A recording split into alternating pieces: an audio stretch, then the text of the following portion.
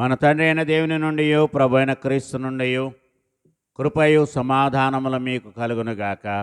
ఆమేన్. దయచేసి కూర్చోండి.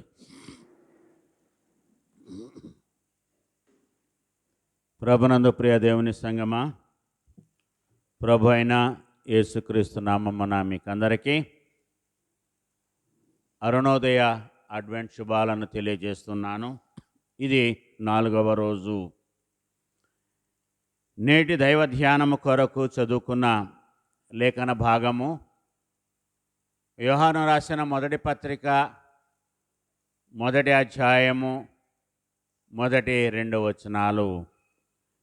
జీవవాక్యమును గూర్చినది ఆది నుండి ఏది ఉండెనో మేమేది వింటిమో, కన్నులారా ఏది చూచితిమో, ఏది నిదానించి కనుగొంటిమో, మా చేతులు దేన్ని తాకి చూచెనో అది మీకు తెలియజేస్తున్నాను. ఇది యోహాను శిష్యుడు తెలియజేసినటువంటి సత్యము. జీవవాక్యమును గూర్చినది. అక్కడ చెప్పినటువంటి యొక్క పదాలన్నీ మనం ఇక్కడ గమనిస్తే క్రియారూపకమైనటువంటి పదాలను మనము ఈ యోహాను రాసిన మొదటి పత్రిక 1వ అధ్యాయము 1వ వచనములో మనము చూస్తున్నాం. ఇక్కడ ఏ ఏ విషయాల గురించి ఆయన రాస్తున్నాడు? వినడము, చూడడము, కనుగొనడము, స్పర్శ, ఈ 4 మనిషికి ఉండేటువంటి జ్ఞానేంద్రియాలు 5. ఇక్కడ 4 విషయాలై, అంటే 5వది లేదని కాదు. ఇక్కడ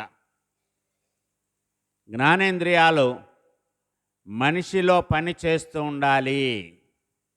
కాబట్టి ఇవన్నీ కూడా చాలా అవసరం. అంటే దేవుడు నరునికి ఇచ్చినటువంటి జ్ఞానేంద్రియాలో ఏ జ్ఞానేంద్రియము కూడా పని చేయకుండా ఉండదు దేవుని విషయంలో అనేటువంటి సత్యాన్ని ఈ వచనములో ఆయన తెలియజేస్తున్నాడు.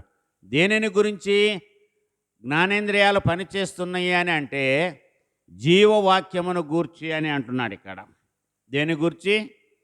జీవవాక్యమును గూర్చి అంటున్నాడు. చూడండి, పౌలు ఫిలిప్పీలకు రాసిన పత్రిక 2వ అధ్యాయము 16వ వచనాన్ని చదువుకుందాం. 2:16. అట్టి జనము మధ్యను మీరు జీవవాక్యమును చేత పట్టుకొని లోకమందు జ్యోతుల వలె కనబడుచున్నారు. ఎప్పుడైతే జీవవాక్యము మన చేతుల్లో ఉంటుందో మనం ఈ లోకములో ఏ విధంగా కనబడతామో జ్యోతుల వలె. జ్యోతులంటే దీపాలు, వెలుగుతున్నటువంటి దీపాలు. దేవుడు మనకిచ్చినటువంటి ఆకాశంలో 2 జ్యోతులు ఉన్నాయి. పగలు నేలుటకు సూర్యుడిని, రాత్రి నేలుటకు చంద్రుడిని దేవుడు ఆకాశంలో 2 జ్యోతులను ఉంచాడు. ఇక్కడ పౌలు చెప్తున్నది, అట్టి జనము మధ్యన మీరు జీవవాక్యమును చేత పట్టుకొని లోకమందు జ్యోతుల వలె కనబడుతున్నారు. ఎవరు జ్యోతుల్లాగా కనబడతారో, జ్యోతుల్లాగా ఉంటారో ఆ విషయాన్ని దానియేలు ప్రవక్త దానియేలు గ్రంథము 12వ అధ్యాయము 3వ వచనములో ఆయన తెలియజేస్తున్నాడు. ఏంటంటే, బుద్ధిమంతులైతే ఆకాశ మండలములోని జ్యోతులను పోలిన వారై ప్రకాశించెదరు. అందరూ కాదండి, బుద్ధిమంతులైనటువంటి వారు. బుద్ధిమంతులైనటువంటి వారిని గురించి ఇక్కడ దానియేలు ప్రవక్త మాట్లాడుతూ, బుద్ధిమంతులైతే ఆకాశ మండలములోని జ్యోతులను పోలిన వారై ప్రకాశిస్తారు. కనుక ఈ ఫిలిప్పీలకు రాసిన పత్రిక 2వ అధ్యాయము 16వ వచనమును బట్టి మరి జీవవాక్యమును చేత పట్టుకొని ఉన్నవారు లోకమందు జ్యోతుల వలె కనబడతారు. ఆ జీవవాక్యమును ఎవరు చేత పట్టుకుంటారు అంటే బుద్ధిమంతులు. ఎవరు? బుద్ధిమంతులు.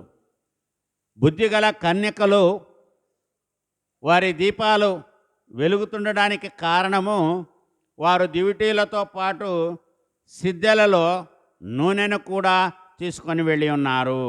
అది సత్యం.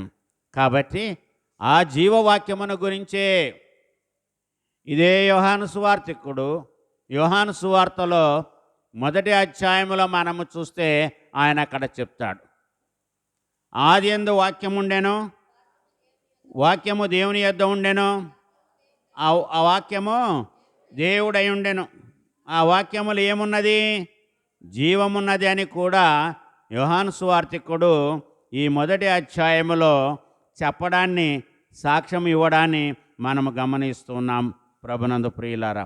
కాబట్టి జీవవాక్యమును గూర్చి ఆది నుండి ఏది ఉందో, ఆది కాండము 1వ అధ్యాయము 1వ వచనాన్ని మనం చదువుకుంటే ఇక్కడ వ్రాయబడినటువంటి సత్యము, ఆది యందు దేవుడు భూమి ఆకాశములను సృజించెను, భూమి నిరాకారముగాను శూన్యముగాను ఉండెను, చీకటి అగాధ జలము పైన కమ్మి ఉండెను, దేవుని ఆత్మ ఆ జలముల పైన అలాడుచుండెను. ఇది జీవవాక్యమే. నిజమైన దేవుని గురించి, సత్యదేవుని గురించి తెలియజేసే మాటలన్నీ కూడా జీవము కలిగినటువంటి మాటలు. జీవము మాటలు అంటే ఏంటంటే, జీవపు మాటలు అంటే ఏంటి అంటే, ఆరిపోతున్న దీపాలను వెలిగించేది వాక్యము, మాటలు. కన్నీటితో ఉన్న వారిని బాధను తొలగొట్టేది మంచి మాటలు. ధైర్యము చెడిన వారిని ధైర్యపరిచేది దేవుని మాటలు. ఇవన్నీ కూడా నశించిపోతున్నటువంటి వారికి వెలుగునివ్వడమే, వీటిలో జీవం ఉంది. కాబట్టి దేవుని ప్రియబిడ్డలుగా మనమందరము కూడా జీవవాక్కులనే పలకాలి. వ్యర్థమైన మాటలను ఉచ్చరిస్తూ కాలాన్ని దుర్వినియోగపరచుకుంటూ ఎదుటి వ్యక్తికి శ్రమ కలగకుండా, హాని కలగకుండా, బాధ కలగకుండా, నొప్పి కలగకుండా ప్రభునందు ప్రియులారా మనం ఉండాలి. అదే జీవవాక్యము. మనము సజీవులుగా ఉన్నాము కదా, ప్రాణముతోనే ఉన్నాము కదా, చలిస్తూ ఉన్నాము కదా, స్పందిస్తూ ఉన్నాము, సంచరిస్తూ ఉన్నాము అంటే మనలో జీవం ఉంది. జీవము కలిగిన మనము జీవపు లేని మాటలు మాట్లాడకూడదు. ఈ జీవము దేవునిది. ఏదైనా తోటలో సృష్టికర్త అయినటువంటి యెహోవా దేవుడు మట్టితో నరుని సృజించి ఆయన నాసికరంధ్రములలో జీవ ఆత్మను ఊదగా నరుడు జీవాత్మ, ఆయన జీవించే ప్రాణి అయ్యాడు. Man is a social animal అని అంటది ఎకనామిక్స్, సోషల్ యానిమల్. కాబట్టి దేవుని యొక్క ఆత్మ మనలో ఉన్నంత వరకు మంచి మాటలు మాట్లాడాలి. కనుక ఇక్కడ ఈ జీవవాక్యమును గురించి మరి విన్న వారందరూ కూడా, చదివిన వారందరూ కూడా, ప్రవక్తలు మొదలుకొని అపోస్తుల వరకు, ఇప్పటి కాలంలో బోధకులు, స్వార్థికుల వరకు, ఆయన నామమును ఎరిగిన వారందరూ కూడా మనం గమనించాల్సింది ఏది ఉన్నదో ప్రారంభంలో దానిని మనం ఇక్కడ జ్ఞాపకం చేసుకోవాలి. చూడండి, 2వ అధ్యాయము 13-14 వచనాలు చదువుకుందాం. ఇదే యోహాను రాసిన మొదటి పత్రిక. తండ్రులారా, మీరు ఆది నుండి ఉన్న వానిని ఎరిగి ఉన్నారు గనక మీకు రాయుచున్నాను. యవనస్తులారా, మీరు దుష్టుని జయించి ఉన్నారు గనక మీకు రాయుచున్నాను. చిన్నపిల్లలారా, మీరు తండ్రిని ఎరిగి ఉన్నారు గనుక మీకు రాయుచున్నాను. తండ్రులారా, మీరు ఆది నుండి ఉన్నవానిని ఎరిగి ఉన్నారు గనుక మీకు రాయుచున్నాను. యవనస్తులారా, మీరు బలవంతులు, దేవుని వాక్యము మీ యందు నిలుచుచున్నది, మీరు దుష్టుని జయించి ఉన్నారు గనుక మీకు రాయుచున్నాను. ఇంతమందికి జీవవాక్కులు రాయబడ్డాయి. ఎవరిని విడిచిపెట్టలే. ఇక్కడ పసిపిల్లలు మొదలుకొని పెద్దవారి వరకు అందరికీ కూడా జీవవాక్కులు అవసరమై ఉన్నాయి. జీవవాక్కులు లేకపోతే మన జీవితాలు వెలుగవు, మనము అంధకారములో ఉంటాము. కనుక మరి ఇక్కడ ఈ యోహాను సువార్తికుడు రాసినటువంటి యొక్క మొదటి లేఖలో ఆయన చెప్పింది, ప్రారంభము నుండి ఏది ఉంది? వాక్యం ఉన్నది. యోహాను సువార్త 1వ అధ్యాయము 1వ వచనం. ఆది యందు వాక్యం ఉండెను, వాక్యము దేవుని యొద్ద ఉండెను, ఆ వాక్యమే దేవుడై ఉండెను. అది ప్రారంభంలోనే ఉంది. కనుక మనం ఇక్కడ గమనించాలి, ఏది వింటిమో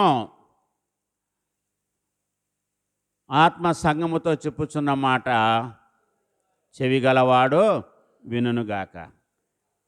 మేము ఏది వింటిమో, ఏది విన్నారు? మంచిది విన్నారా, చెడు విన్నారా?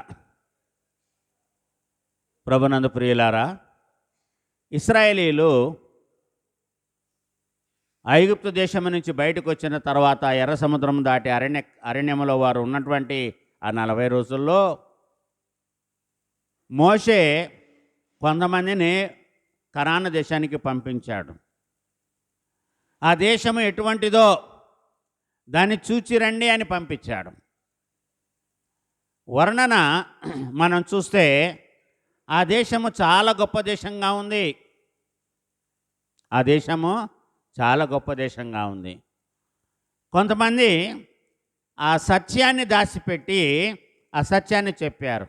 అది చాలా భయంకరమైన దేశము, అక్కడ ఉన్న వారందరూ కూడా ఉన్నత దేహులు, వారి మధ్యన మనము బ్రతకలేము, మనము జీవించలేము, వారు మనల్ని లోబర్చుకుంటారు, మనల్ని చంపివేస్తారు అని అన్నారు.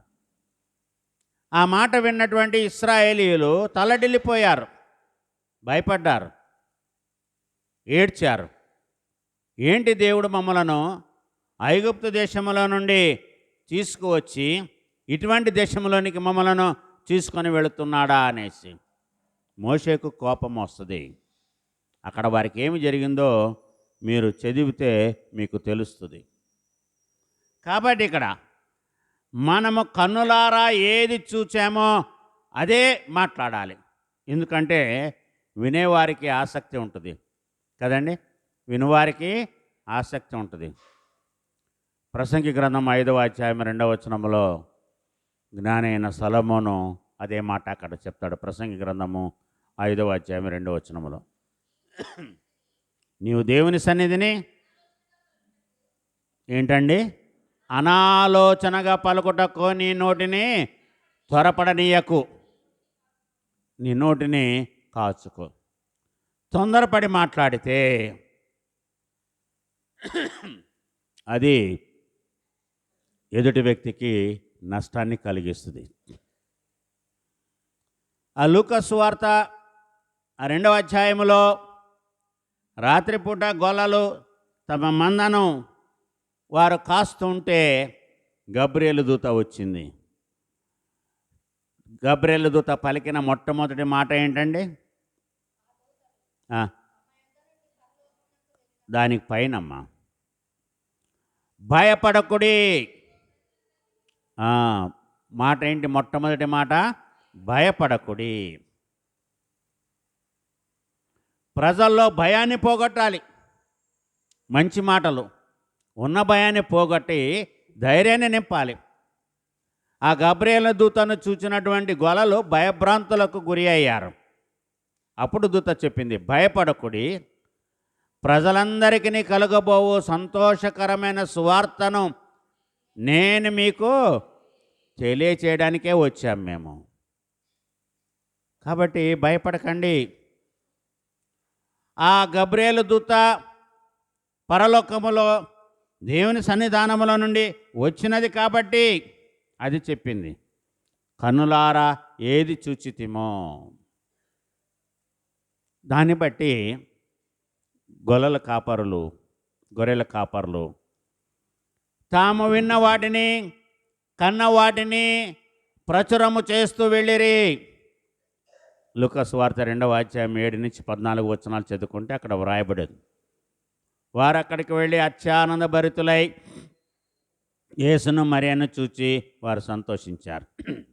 తర్వాత వాళ్ళు కన్న వాటిని విన్న వాటిని వాళ్ళు ప్రచురం చేస్తూ వెళ్ళారు. ఒకరికొకళ్ళు చెప్తుంటే గ్రీటింగ్స్, అదే గ్రీటింగ్స్, అవే విషెస్. మొట్టమొదటి క్రిస్మస్ విషెస్ ఏంటంటే గొర్రెల కాపర్లు ఇతరులకి అందించినవి. జ్ఞానులు కాదు, శుభవార్తను అందించింది. జ్ఞానులు రాజు అన్నారు, ఆయన యూదులకు రాజే. వాళ్ళ ఇహలోకపు రాజును గురించి ఆలోచిస్తున్నారు. గొల్లలు లోకరక్షకుని గురించి ప్రచురించుతూ వెళ్ళారు. ఇది విన్న వారికి సంతోషాన్ని కలుగజేసింది.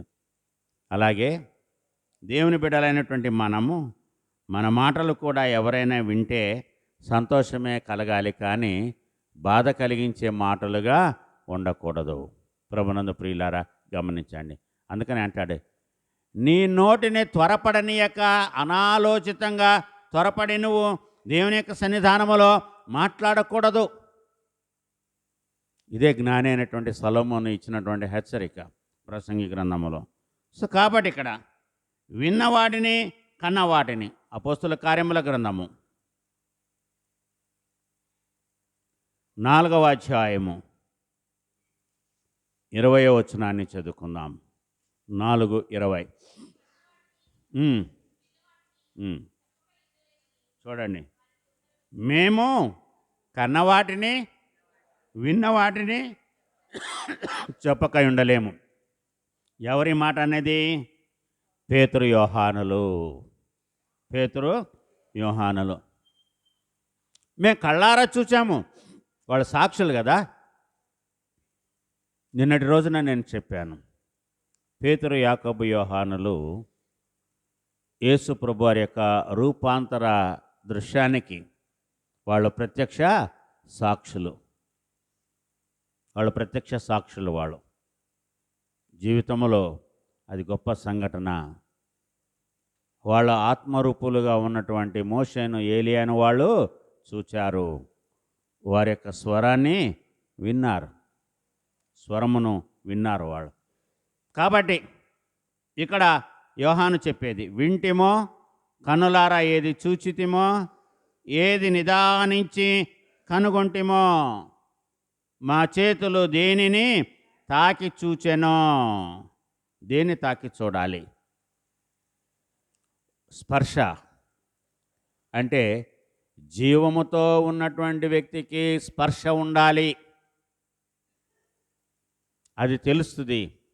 అది మెత్తగా ఉందా, హార్డ్గా ఉందా, ముళ్ళుగా ఉందా, ఏ విధముగా ఉన్నది, మనము పట్టుకోగలమా, లేదా నీళ్ళలాగా జారిపోతుందా?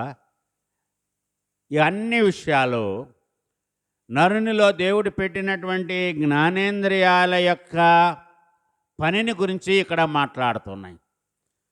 ఆత్మ లేకుండా జ్ఞానేంద్రియాలు లేవు. లేవు. బ్రెయిన్ డెడ్ అయినటువంటి వ్యక్తిలో, ఏ వ్యక్తి యొక్క మెదడు చచ్చిపోతుందో, మెదడే చచ్చిపోతుంది కానీ ప్రాణము పోదు. అవయవాలన్నీ కూడా అదే విధంగా ఉంటాయి.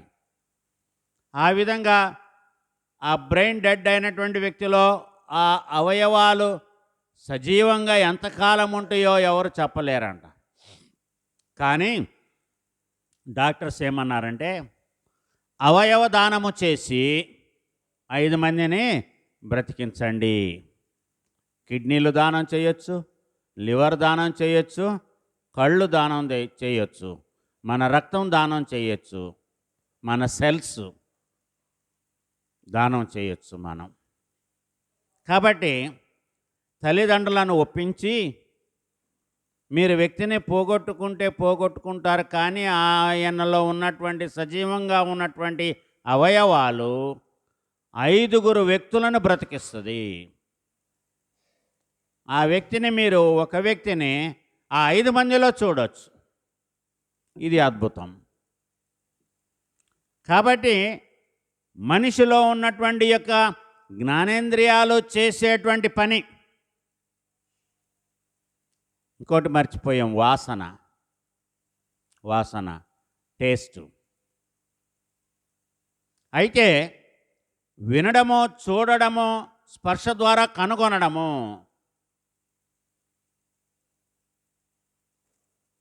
మరి యేసు ప్రభువారు పునరుద్ధానుడై లేచిన తర్వాత తోమా ఆయన చేతుల్లో ఉన్నటువంటి గాయాల్లో వేలు పెట్టి చూశాడు. ఆయన ప్రక్కలో ఉన్నటువంటి గాయములో వేలు పెట్టి చూశాడు. ఆయన అన్నాడు, నేను నమ్మను, నేను ఈ గాయాలన్నీ కూడా నేను చూడాలి, తాకి చూడాలి, అప్పుడే నేను నమ్ముతాను ఆయన మృత్యుంజయుడై లేచాడని, మృత్యుంజయుడై ఉన్నాడని నేను నమ్ముతాను అన్నాడు. యేసు ప్రభువారు ఒకానొకసారి కనపడి చెప్పారు, అపనమ్మకముగా ఉండొద్దు. నిన్న 4 విషయాలు చెప్పాను కదా, ఈయన ఎవరో, ఎలాంటి వాడో, ఎక్కడి వాడో, ఇంకోటి ఎట్టివాడో, 4 విషయాలు. ఇవన్నీ దేని ద్వారా వస్తాయి? వినడము ద్వారా, కనులారా చూడడము ద్వారా, నిదానించి కనుగొనడం ద్వారా, తాకి చూడడము ద్వారా. ప్రభునందు ప్రియులారా గమనించాలి. ఈ రోజున మనము మరొకసారి దేవుడు మనకిచ్చినటువంటి ఈ యొక్క కృపను బట్టి మనము దేవుని సన్నిధానములో ఇక్కడ మళ్ళీ ఒకసారి యేసు ప్రభువారిని పసిబాలుడుగా చూడడానికి మనం వచ్చాం. దేవదూతల యొక్క స్వరాన్ని వినడానికి వచ్చాము. కాబట్టి మనము సత్యాన్ని తెలుసుకొని ఏవైతే దేవుని కుమారుడైన యేసుక్రీస్తుని గురించి ప్రవక్తలు ప్రవచించారో వాటిని మనమందరము కూడా ప్రచురించాలి, చెప్తూ వెళ్ళాలి. కనుక గమనిద్దాం. చూడండి, మరొక వాక్యాన్ని మనం చూద్దాం. లూకా సువార్త, ఇందాక నేను చెప్పినటువంటి మాటే, 24వ అధ్యాయము 39వ వచనములో, నేనే ఆయనను అనుటకు నా చేతులను పాదములను చూడుడి. మీరు పట్టుకొని చూడండి. నేనే ఆయనని మీరు నమ్మడం కోసం మీరు ఆ విధంగా చేయండి. రెండవది, యోహాను సువార్త 19వ అధ్యాయము 35వ వచనాన్ని చదువుకుందాం. 19:35. ఇది చూచినవాడు సాక్ష్యమిచ్చుచున్నాడు, అతని సాక్ష్యము సత్యమే. మీరు నమ్మునట్లు అతడు సత్యము చెప్పుచున్నాడని ఆయన ఎరుగును. ఇది చూచిన వాడు సాక్ష్యం ఇస్తున్నాడు. చూడని వారు ఏ విధంగా సాక్ష్యం ఇస్తారు? ఇవ్వగలరా? చూడని వారు తాకి సాక్ష్యం ఇవ్వాలి. ఆయనలో ఆ స్పర్శ కూడా పోతే తాకిన ప్రయోజనము లేదు. ఇక్కడ అన్నాడు, చూచిన వారు సాక్ష్యం ఇచ్చున్నారు, అతని సాక్ష్యము సత్యము. మీరు నమ్మునట్లు తాను సత్యము చెప్పుచున్నాడని అతడు ఎరుగును. సో మనం తాకి చూస్తే కానీ మనము సత్యాన్ని చెప్పలేము. కొంతమంది తాకి చూసి కూడా అబద్ధం ఆడతారు. ఆనాడు వాళ్ళు కనాను దేశానికి, వాగ్దాన భూమిలోనికి వెళ్ళడానికి ముందు మోషే పంపించినటువంటి వ్యక్తులు కొంతమంది అబద్ధము చెప్పి ప్రజలను భయభ్రాంతులకు గురి చేశారు. దానివల్ల కొంత నష్టం పోయింది. కానీ ఎవరైతే చూచిన దాన్ని వక్రీకరించి అబద్ధం చెప్పి ఎదుటి వ్యక్తిని భయభ్రాంతులకు గురి చేశారో వారు చంపబడ్డారు. కనుక ప్రభునందు ప్రియులారా గమనించాలి. ఏది వింటిమో, ఏది కనులారా చూచితిమో, ఏది నిదానించి కనుగొంటిమో, మా చేతులు దేనిని తాకి చూశాను. ఇదే యోహాను రాసిన మొదటి పత్రిక 4వ అధ్యాయము 14వ వచనాన్ని చదువుకుందాం. మరియు తండ్రి తన కుమారుని లోకరక్షకుడుగా ఉండుటకు పంపి ఉండుట మేము చూచి సాక్ష్యమిచ్చుచున్నాము. యోహాను భక్తుడు ఏమంటున్నాడండి? మరియు తండ్రి తన కుమారుని లోకరక్షకుడుగా ఉండడానికి పంపాడు. ఎందుకు పంపించాడు తండ్రి అయిన దేవుడు తన కుమారుడిని ఈ లోకానికి? ఆయన లోకాన్ని రక్షించేవాడుగా ఉండడం కోసమే తండ్రి తన కుమారుడిని ఈ లోకానికి పంపించాడు అని వాక్యం చెప్తుంది. కాబట్టి అక్కడ అంటున్నాడు, మేము చూచి సాక్ష్యం ఇచ్చుచున్నాము. యేసు దేవుని కుమారుడని ఎవడు ఒప్పుకొనునో వానిలో దేవుడు నిలిచి ఉన్నాడు, వాడు దేవుని యందు ఉన్నాడు. ఈ వ్యక్తి ఎవరంటే సకల జ్ఞానేంద్రియాలు చక్కగా పనిచేస్తున్నటువంటి వ్యక్తి. ఈ 5 విషయాలు ఈ యోహాను పత్రిక 1వ అధ్యాయము 1-2 వచనాల్లో చెప్పబడినటువంటి మాటలు. ఆ మాటలు చెప్తూ అంటాడు, ఆ జీవము ప్రత్యక్షమాయను. ఆ జీవం ఏమైందండి? ఆ వాక్యము శరీరధారి అయి కృపా సత్య సంపూర్ణుడిగా మన మధ్యన నివసించెను. అది జీవము. అది శరీరాన్ని ధరించుకున్నది. దేవుడు ఒక శరీరాన్ని ఇచ్చాడు దానికి. దావీదు అంటాడు, నీవు దానికి ఒక శరీరాన్ని అమర్చి ఉన్నావు అని అంటాడు. ఎవరికంటే వాక్యానికి. కాబట్టి ప్రభునందు ప్రియులారే 2వ వచనంలో అంటున్నాడు, ఆ జీవము ప్రత్యక్షమాయను, తండ్రి యొద్ద ఉండి మాకు ప్రత్యక్షమైన ఆ నిత్య జీవమును మేము చూచి ఆ జీవమును గూర్చి సాక్ష్యమిచ్చుచు దానిని మీకు తెలియపరచుచున్నాము. మేము చూసాము కాబట్టే సాక్ష్యం ఇస్తున్నాం. మా సాక్ష్యము సత్యమే. చూచిన వాళ్ళు సత్యాన్నే పలకాలి, కానీ అసత్యాన్ని పలకకూడదు. ఎందుకంటే అంధకారములో వెలుగు పుట్టెను. అంధకారములో వెలుగు పుట్టింది. కాబట్టి ఆ వాక్యాన్ని గురించి మరొక రోజున ధ్యానం చేసుకుందాం. దైవకృప మనకందరికీ తోడుగా ఉండునుగాక. ఆమెన్. సమస్త జ్ఞానమునకు మించిన దేవుని యొక్క సమాధానము యేసుక్రీస్తు వలన మీ హృదయములకు మీ తలంపులకు కావలి ఉండునుగాక. ఆమెన్.